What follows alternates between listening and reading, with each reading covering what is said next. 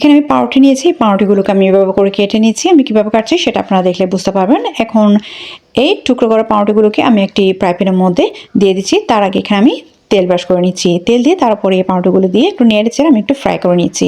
যখন একটু কালারটা চেঞ্জ হয়ে আসবে, তারপর এখানে আমি 2টা ডিম, 1 চিমটি করে লবণ আর পরিমাণ মতো চিনি দিয়ে খুব ভালো করে ফেটিয়ে এখন এই ফেটানো ডিম আমি এর উপরে দিয়ে দিচ্ছি। দিয়ে আমি কিছুক্ষণ অপেক্ষা করব। তারপর কিছুক্ষণ অপেক্ষা করার পর এটাকে আমি উল্টে দেবো। উপরে আরেকটা প্লেট রেখে আমি এভাবে করে উল্টে নিয়েছি। তারপর উপরে একটু করে আমি গুঁড়া দুধ ছড়িয়ে দেবো। তো নিচের দিকে আরেকটু করে তেল দিয়ে দিতে হবে যাতে লেগে না যায়। তারপর আমি উপরে একটু গুঁড়া দুধ ছড়িয়ে দিয়ে আরও 2 থেকে 3 মিনিটের মতো করে অপেক্ষা করে নেব। 2 থেকে 3 মিনিট পর এটাকে চুলা থেকে নামিয়ে নেব। নামিয়ে নিলে হয়ে যাবে খুবই মজার এই নাস্তা বা ডেজার্ট। আর এই ডেজার্টটি অনেক মজার। আপনারা একবার ঘরে ট্রাই করে দেখলে বুঝতে পারবেন। আশা করছি আজকের রেসিপিটি আপনাদের খুবই ভালো লেগেছে। ভালো লাগলে অবশ্যই চেষ্টা করবেন।